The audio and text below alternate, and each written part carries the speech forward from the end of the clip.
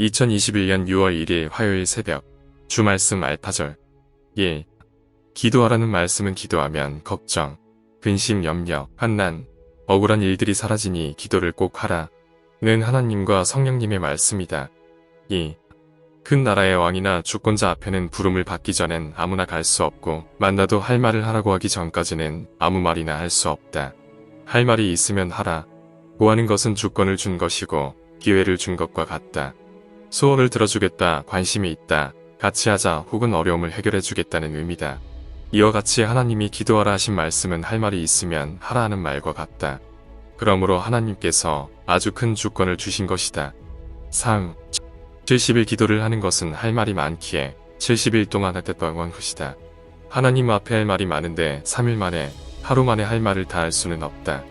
에스더도 왕을 만날 때 하고 싶은 얘기를 다 할 때까지 만났듯이 우리도 죽을 때까지 기도할 수 있는 여건을 만들어 놓아야 된다. 4. 기도하라는 것은 할 말이 있으면 하라, 얘기하라, 대화하라 하시는 하나님의 말씀이다. 5. 하나님께서는 모든 앞날의 환난이나 어려움을 미리 겪어보게 하시고 이와 같이 기도하면 모든 것도 내가 걱정하는 것도 염려하는 것도 이루어지리라 하신다.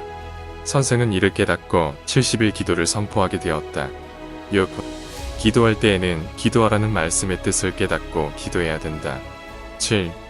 지금은 섭리민족의 모든 앞날을 위해서 환난과 핍박과 억울함을 당하게 하고 악평하는 자들을 중심해서 극적으로 기도해야 한다.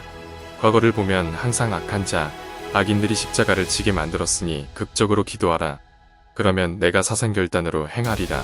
가만두지 않겠다. 8.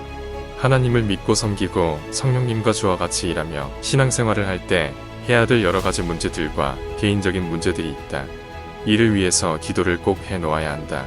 그러면 하나님은 응답하고 행하신다. 9. 기도를 하면 천사들은 그 기도를 하나님 앞에 가져가서 결제를 받는다. 하나님께서 결제를 하면 바로 천군들을 통해서 실천하시는 것도 있고 어떤 때는 시간에 따라 실천하시는데 100% 실천하신다. 10. 하나님의 결제만 떨어지면 사탄도 흑암도 그 어떤 자도 거기서 끝이 난다. 모두 기도함으로 하나님의 결제가 떨어지는 절차를 꼭 밟도록 하라. 11. 알파절은 선생이 복음을 전하기 시작한 때를 기념하는 날로 올해로 43번째를 맞았다. 알파절을 한국말로 하면 복음의 시작이다. 하나님께서는 알파절 절기를 정해서 지내라고 말씀하셨다. 12. 큰일은 당세 때도 해야 되지만 미래를 위해서 꼭 해라.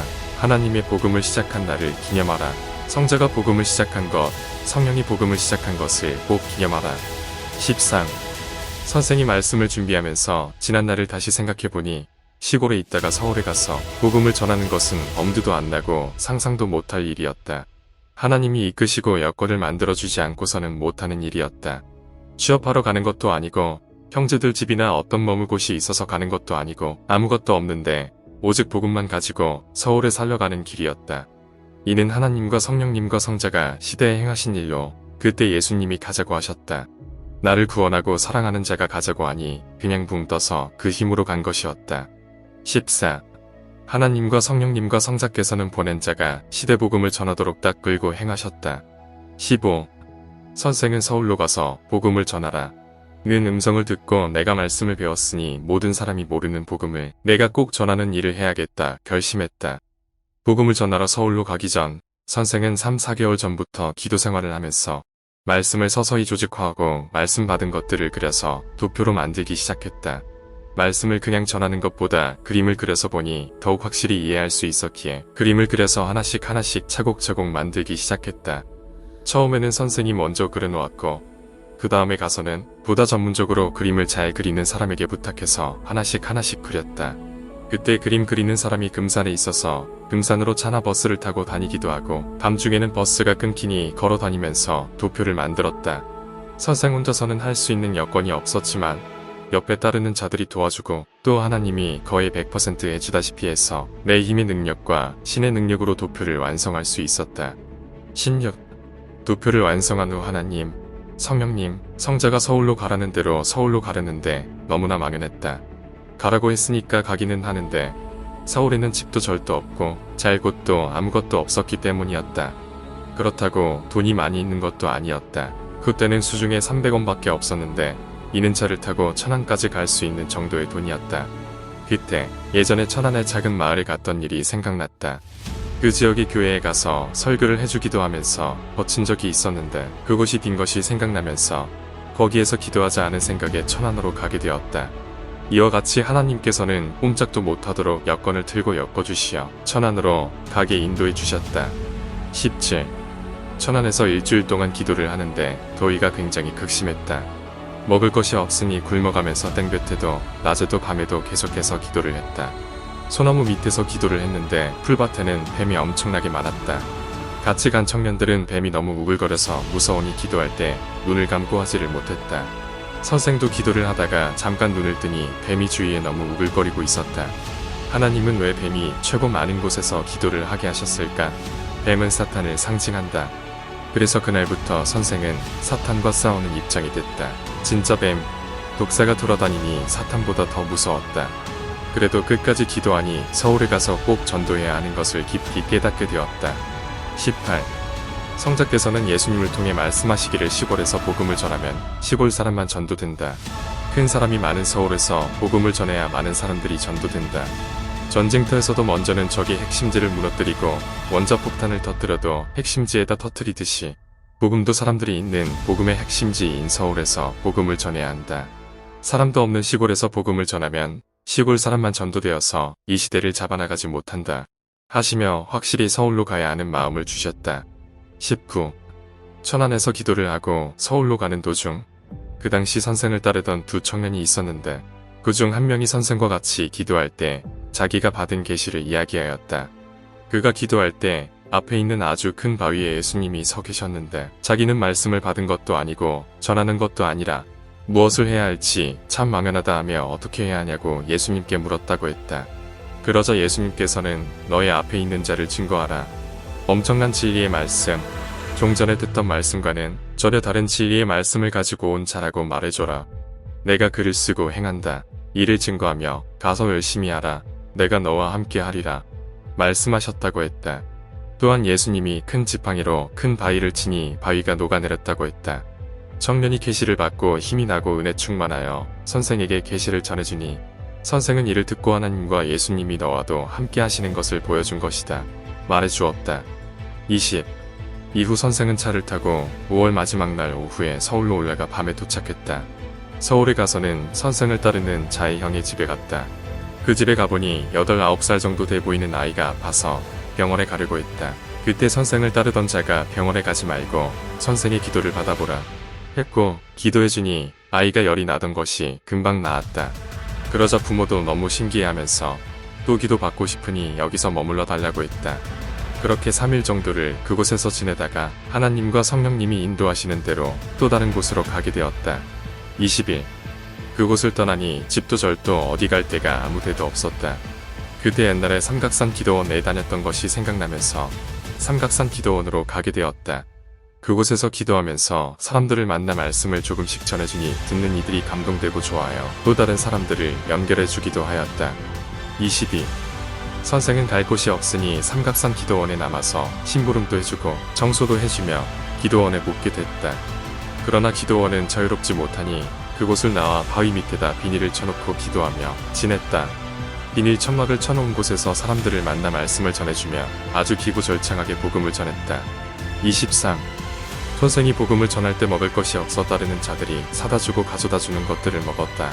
삼각산에는 제물 드리는 자들이 많아 제사상이 많았는데 처음에는 우상의 밥이라 생각하며 버렸지만 나중 가서는 하도 먹을 것이 없어 배가 고프니 제물로 드린 음식을 먹어가면서 복음을 전했다. 그러면서 엘리야와 까마귀밥 말씀을 배운 것을 더 확신하게 되었다. 24. 하루는 선생이 슬쩍 선잠에 들었는데 따르는 자들이 하는 이야기를 듣게 되었다. 이들이 대화하기를 선생은 틀림없이 예수님같이 하나님이 보낸 사람이 맞다. 그러니 시대 십자가를 또 져야 된다. 그러면 우리는 어떻게 되겠냐? 큰일 났다. 안 되겠다. 하며 집에 내려가기로 의논하고 있었다. 결국은 한 명이 집에 다녀온다고 하기에 선생은 내려가면 다시는 못 온다 고 말하였다. 그는 아니라고 다시 오겠다고 그러더니만 결국 그 후로 만나지 못하였다. 그가 예수님이 막대기로 바위를 쳐서 녹이는 계시를 본 자였는데 그렇게 엄청난 영적인 것을 보고서도 결국 선생을 떠났다. 아무도 믿을 수 없는 그런 환경까지 갔지만 선생은 오직 자신만 믿으며 여러 사람들에게 말씀을 가르쳐주고 또 아픈 자들에게 기도도 해주며 계속 돌아다녔다. 이렇게 복음이 시작되었다. 25. 선생은 남가저동에서 자리를 잡기 시작해 서서히 복음을 전하다가 신촌에 와서 본격적으로 자리를 잡고 복음을 전하기 시작했다. 복음이 시작되며 다양한 사람들이 연결되었는데 그중 불교의 이사장으로 있는 한 사람이 선생이 여러 능력을 보이는 것을 보고 연결되었다. 그가 삼선교에 자기 집이 있는데 헐기 전에 한번 사용해보라 해서 그 후로는 삼선교에서 복음이 시작되었다. 삼선교를 거친 복음은 독산동, 영등포, 현재 코엑스 자리인 영동 지하시, 동대문, 구기동, 봉천동으로 옮겨가며 계속해서 역사를 이어나갔다. 26. 이 시대 복음의 시작은 하나님과 성령님과 성자가 행하시는데도 이와 같이 너무너무 안타깝고 초라했다. 지금은 70개국 나라에 전파된 어마어마한 복음이지만 처음에는 이렇게 시작되었다. 이는 마치 어린아이를 낳아서 키우는 것과 같았다. 이 사연들을 듣고 알파절을 통해 하나님의 복음이 어떻게 시작되었는지를 확실히 알아야 한다. 27. 복음의 역사는 집이 있고 건물이 있고 준비가 돼서 하는 것이 아니다. 풀이든 잡초밭이든 산이든 바위 밑이든 여건이 갖춰지지 않아도 그냥 시작하는 것이다. 28. 선생은 예수님도 복음을 시작할 때 어떠한 여건이 갖춰진 데서 한 것이 아닌 것을 알았다. 예수님 때도 그리했고 시대에 하나님의 복음을 받은 자들 모두 이렇게 초라하게 어렵게 그리고 안타까움을 가진 채 역사를 펴왔다. 이를 확실히 알아야 한다. 29. 복음을 전할 때는 여건이 갖추어져서 하는 것이 아니기에 참 막연하고 안타깝다. 그러나 하나님은 작은 나무를 심어놓고 키우듯이 조금씩 인도하신다. 우리는 잘 모르지만 하나님을 위해 산이 잘 되게 해달라고 하나님께 모든 것을 맡긴다고 하면서 행해야 한다. 30. 하나님은 아무것도 없는 데서 역사를 시작하신다. 모든 과정은 그 여건을 따라서 거쳐야 될 과정들이다. 31. 전지전능하신 하나님은 실가닥 같은 것을 가지고서 역사를 시작하시고 요리조리로 여건을 서서히 드시며 역사하신다. 32. 선생이 갈 곳이 없을지라도 하나님께서는 걱정 마라. 나를 위해서 하는 일인데 내가 딱 잡고 어른이 알고 하겠느냐 말씀하셨다. 33. 하나님은 사람들에게 마음을 주고 인도하고 여건을 엮어주며 역사를 펴신다. 처음에는 우연인 것 같고 자기가 좋아서 하는 것 같고 스스로 하고 싶은 마음이 들어서 하는 것 같지만 그것만 갖고서는 이렇게 역사를 펴올 수가 없다. 성경 말씀에 사람이 한 일 같으면 이렇게 끝나버리고 말 것이고 하나님이 한 일 같으면 오래 간다고 했다. 주를 따르는 자들은 이것이 스스로 한 일인지 하나님이 한 일인지 알아야 한다. 34. 선생은 늘 내가 한 일이 아니라고 말한다.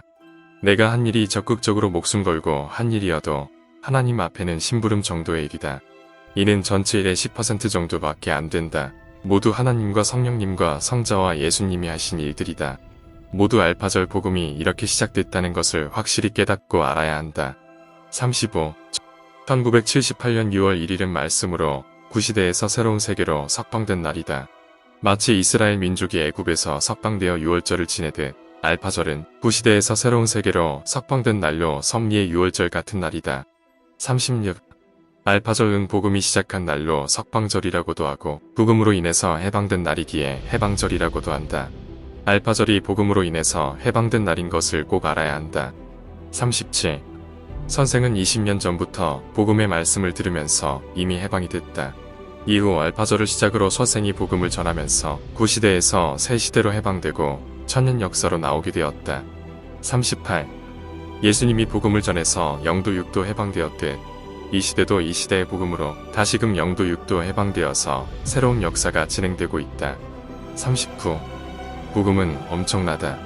복음에 의해서 하나님을 사랑하는 사람도 더욱 확신하게 되고 복음으로 인해 진리 말씀을 절대시함으로 시대의 역사 일어나서 창조 목적도 이루었다. 40. 알파절을 말하면 사람들은 복음의 시작만 생각하는데 알파절은 애굽을 출발하듯이 모든 신앙의 삶에서도 구시대를 벗어나고 이방에서 벗어나고 우상 종교에서 벗어나서 해방된 세계의 기쁨을 누리는 역사다. 41. 해방절 말씀을 통해 우리는 모두 어둠에서 해방되고 걱정에서 해방되고 염려에서 해방되고 그리고 모든 환난에서 해방된 것을 알고 기뻐하며 즐거워하며 행해야 한다. 42. 구시대에서 새 시대로 해방될 때에는 어려움이 있다. 선생도 복음을 전하면서 막막하고 막연한 어려움들이 있었다. 그러나 그때마다 하나님께서는 막연하고 막막한 때가 있다고 걱정하지 말라. 이미 한번 겪었지 않았느냐. 내가 계획적으로 천군과 천사와 하늘 사역자들과 하니까 걱정하지 말고 하도록 하라. 말씀하셨다. 43. 이스라엘 민족도 해방을 맞고 가나안 복지를 갈 때 신광야를 거치면서 어려움이 많았다. 그러나 지도자인 여호수아가 기도함으로 아말렉과 아모리 족속을 물리치고 가나안 복지를 차지하고 말았다. 이와 같이 모두 새로운 길을 가면서 일어나는 일들을 기도로 해결하면서 가야 된다. 44. 하나님을 믿는 사람이나 안 믿는 사람이나 어려움은 다 온다. 기도함으로 해결하고 승리해야 한다. 45. 하나님은 기도하면 들어주신다. 그러나 악한 자는 해결을 안 해주시고 절대 그들 편을 들어주시지 않으신다. 다만 심판하면 하나님은 그들이 모두 돌이키도록 하늘 일을 행하신다. 하나님은 아벨 편이시다.